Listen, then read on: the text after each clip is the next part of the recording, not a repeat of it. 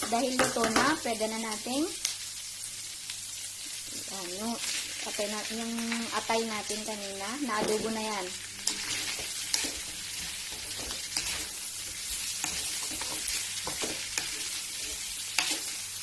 Guys, ang bango na.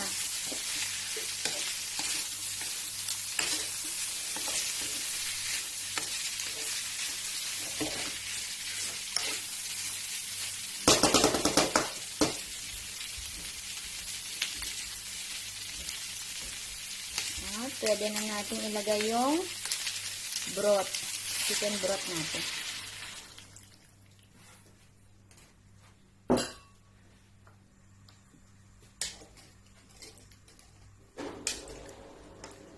Yan, pakuluan lang natin sandali at pwede na natin ilagay yung mga gulay natin.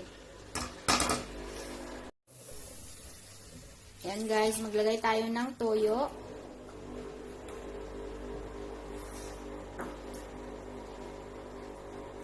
At antayin nating kumulo.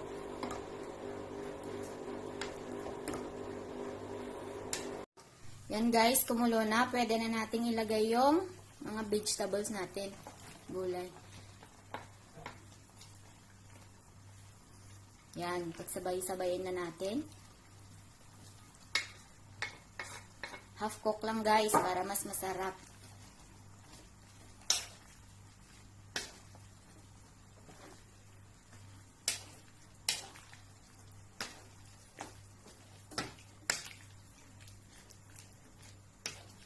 Yan, tapos mga 1 minute, after 1 minute, pwede na natin ilagay din yung repolyo.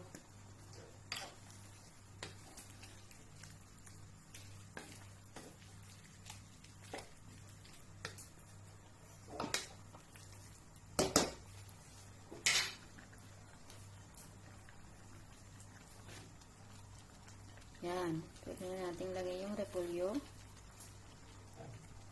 Haluin lang natin guys. Yan, at pwede na natin mamaya hanguin. At isunod naman natin ang noodles.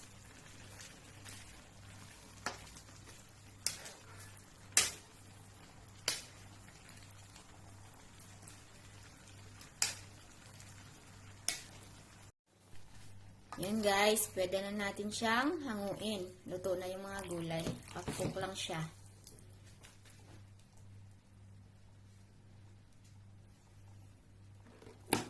Yan.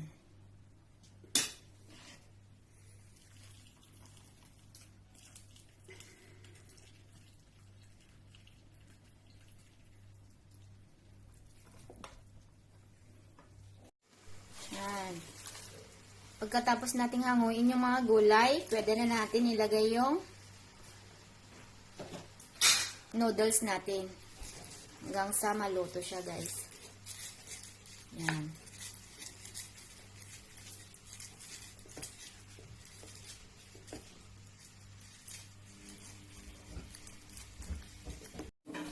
Yan, guys. Ito na ang finished product natin. Ready to serve na.